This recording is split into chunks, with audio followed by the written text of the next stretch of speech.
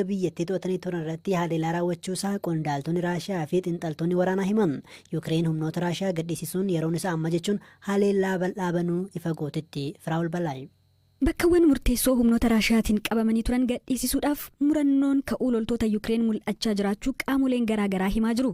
Akka isaan jedhanitti humnootni Yuukireen taankiiwwan, diroonii fi meeshaalee waraanaa biroon deeggaramanii gama kibba magaalaa Orkiiv halkan lammaffaaf fudhachuun isaanii cimee itti fufeera. Qondaalli waraanaa Yuukireen olaanaa tokkos diinni of ittisuuf sochii keessatti argamaa jedheera. Raashiyaan haleellaan diroonii magaalota ishee keessatti gaggeeffamuu dubbatteetti. Haleellaa magaalota Raashiyaa daangaa Yuukireen irraa kiiloomeetira 200 fagaatutti gaggeeffameen namoonni 2 akka madaa'an illee ibsiteetti. Ogeessonni waraanaa hedduunis xiyyeeffannaan ofirraa qolachuu Yuukireen eegamaa ture Zaapooriiziyaatti akka ta'u dubbatu. Isaanis Yuukireen galaana Azoofitti karra deebiftee argachuuf yaalii taasiftuun humnoota Raashiyaa naannicha qabatanii jiran bakka lamatti qooduuf yaalaa akka jirtus ni kaasu. Kunis dandeettii qolachuu Raashiyaa dhabamsiisuun alatti riqicha lafoo Kireemiyaa kan bara 2014 seeraan ala Raashiyaan of jala galchite ni dhabamsiisa. Yuukireen baatiiwwaniif haleellaa deebisanii qolachuu gaggeessuuf karoorsaa turte. Garuu ammoo hanga danda'ametti loltoota leenjisuu fi meeshaa waraanaa fooyya'oo michoota ishee biyyoota lixaa irraa argachuufis yaalaa turte. Akka ogeessotaatti mootummaan beekaadhuma waa'ee karoorasaa kana waan xiqqaa dubbataa jira. Garuu ammoo humnootni isaa adda waraanaa hedduurratti iddoowwan Raashiyaan qabamanii turan deebisanii to'ataa jiru. Gama biraatiin ammoo haleellaan Raashiyaan Yuukireen irratti raawwattu itti fufeera. Eertiraa Isaayyaas Afeworqii dhihoo biyyoota gurguddoo lamaan Chaayinaa fi Raashiyaa daawwataniiru.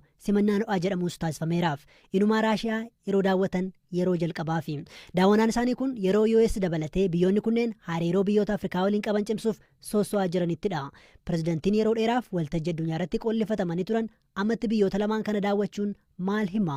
Xiinxalaan siyaasaa lammii Eertiraa Landan buufate Abdurrahmaan Sayid Abu Hashim hariiroon kun waarawaa ni ta'a jechuun rakkisus waan guddaadha jedhu. ዲፕሎማቲክ አይን ሲታይ ትልቅ ድል ነው የተቀናጁት። ቻይናም ራሽያም ውስጥ ጥሩ አቀባበል ተደርጎላቸዋል። ija dippiloomaasiin gaafa ilaalamu milkaa'ina guddaa goonfatan. Chaayinaattis Raashiyaattis simannaa gaarii taasifameeraaf. Pirezidaantichi waggoota 20 darbaniif addunyaarraa qollifatamanii nama rakkoo uuman jedhamanii ilaalamaa turan. Kana hunda keessaa bahanii yeroo ammaa gaanfa Afrikaatti Keeniyaa, Itoophiyaa akkasumas kaa waliin hariiroo gaarii tolfataniiru. Kanarra darbees Chaayinaa fi Raashiyaa waliin hariiroo gaarii akka qaban agarsiisaa jiru. Biyyoota Chaayinaa fi Raashiyaaf keessumaa bakkee gaanfa Afrikaa fi galaana diimaatti michuu amanamaa fi biyya tasgabbii qabu barbaadu. Yeroo ammaa Itoophiyaa, Somaaliyaa fi Sudaan walitti bu'insa keessa jiru. Eertiraan garuu faallaatti hoogganaan tokko waan hunda ta'ee biyya bulchuudha. Gama kanaan gaafa laalame isaaniif faayidaa ni qaba. Haa ta'u malee hariiroon kun waarawaa ta'uu hin danda'u. Sababni isaas Eertiraan pirezidaantii Isaayyaasiin malee seeraa fi heeraan biyya hoogganamtu miti. Kanaaf hariiroon isaanii nama tokko irratti bu'uureffate. Yoo isaan hin jiraanne hariiroon itti fufuu isaaf wabiin hin jiru.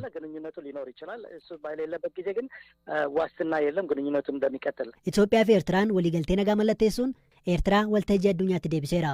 Erga waraana kaaba Itoophiyaati Itoophiyaan biyyoota lixaa waliin hariiroo cimsachuuf yaalaa jirti. Biyyoota Chaayinaa fi Raashiyaa waliinis hariiroo addan kunne. Tarii pirezidantiin Eertiraa biyyoota ba'a kanatti michoomuu fi Ameerikaa balfuun isaanii hariiroo Itoophiyaa fi Eertiraa gidduu dhiibbaa fiduu danda'a.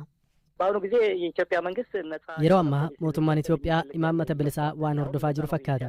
Ministeerri muummee Abiy Ahimedii fi isaan dura warri bulchitoonni turan osoo Ameerikaa waliin michooma cimaa qabanii Chaayinaa waliinis hariiroo cimaa qabu turan. Imaammata walaba akkanaa yoo hordofan sochiin Eertiraa dhiibbaa qabaachuu dhiisuu mala.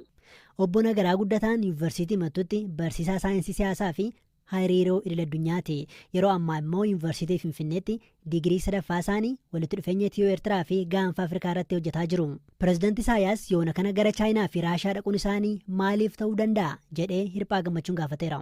International stage irratti baaka gaafa si gootu waan guddaadha jechaadhaan inni kun azirii waan fudhachuu ni danda'ama akka badhaasaatti jechaadha. Akkuma kana azirii natti fakkaata garuu superficial dippiloomaasiidhaan immoo yoo ilaalle ergaan inni warra dhiyaatiif dabarsu immoo international orderiin daayinaamikii waan ta'eef ispeeshaalii biyyoonni Afrikaa amma hundi isaanii akka duraanii sana biyyoota dhiyaa haalaan deeggaraa akka hin jirre waan agarsiisudha. Amma gara fuulduraattis Raashiyaa Afrikaa Sammiitiin Juulaayii kana ni gaggeeffamee yaadama. Mee Eertiraan biyyoota Chaayinaa fi Raashiyaa irraa maal barbaaddi? Akkasumas immoo Chaayinaa fi Raashiyaan Eertiraa irraa maal barbaadu isa jedhu haa kaafnu. Eertiraan bu'uuraalee misoomaa ishee baay'ee caccaboodha. Chaayinaa irraatii waan baay'ee barbaaduu dandeessi. Liqa barbaaduu dandeessi. Gargaarsa bu'uuraalee misoomaatiif ta'uu barbaaduu dandeessi. Telekoomiin Eertiraa baay'ee istaandardiidhaan gadi. Kanarraan kan hafe immoo yeroo baay'ee warri dhiyaa kun Eertiraarra qoqqobbii ni kaa'u. Eertiraan Chaayinaa irraatii international stage irratti sappoortii ni barbaadde jechaadha dippiloomaatikaali. Akka biyyoonni dhiyaa saankishinii irratti impooz akka hin goone Eertiraan qarqara galaana diimaatti kan argamtu. Qarqarri galaana diimaa immoo koriidarii daldalaati waan ta'eef dooniiwwan Chaayinaa mi'a Chaayinaa fe'anii olii gad deddeeman nageenya isaaniif illee Eertiraan baay'ee barbaachifti.